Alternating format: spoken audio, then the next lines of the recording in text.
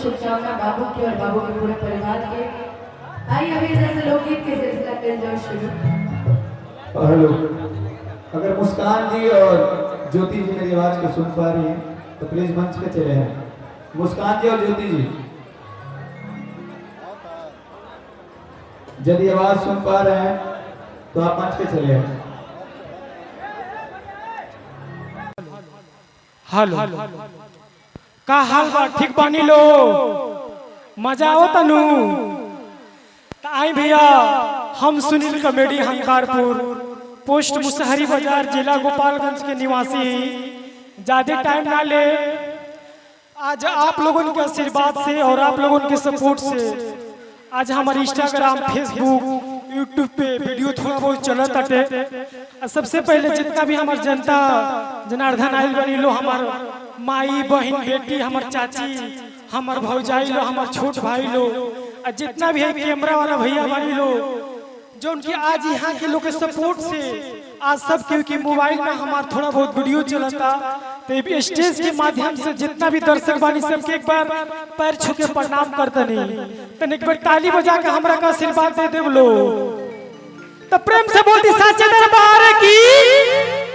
तो आई जितना भी स्टूडेंट बानी लो और हमारा अनुपमा दीदी और गोलू भैया के और जितना भी स्टाफ लोग बा सबके एक बार पैर छू के प्रणाम करते नहीं दीदी। एक छोटे कलाकार के ऐसे ही प्यारा आशीर्वाद देते रहे लोग, बड़ा अच्छा लगता। का हो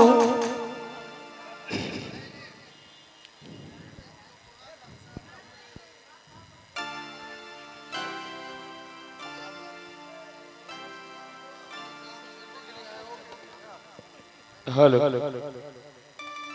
आइए, बहुत ही सुंदर सुनील भैया का प्रस्तुति दे रहा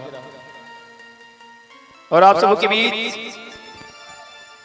जब गोलू भैया गायकी कर रहे थे तो उसका कोई जोड़ा ही नहीं था। अब आइए, ज्यादा लेट नहीं करते हुए अनुपमा दी को अपनी विशेष की आवाज कम कीजिए भैया, सुनाई नहीं दे रहा है गाते वक्त मेरी खुद की आवाज। इसका वोकल उठाइए, आइए इन लोगों को थोड़ा सा ढोलक वाले का पहले कम कीजिए। हेलो ना रे पगला, तोरे से तो प्यार बा, बाकी सबसे तो जलन बा। हां उहे तोरे से तो एगो प्यार उहे बा। को जन्म तुए बटले कौन है जा हाँ तो ये सुने के चाहत रहे ऐसा।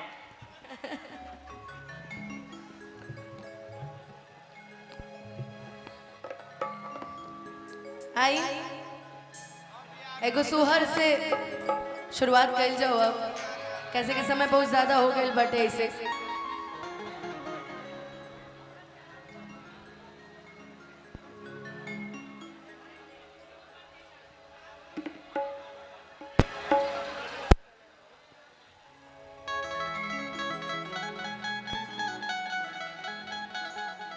दोनों रहे अस्कर भैया।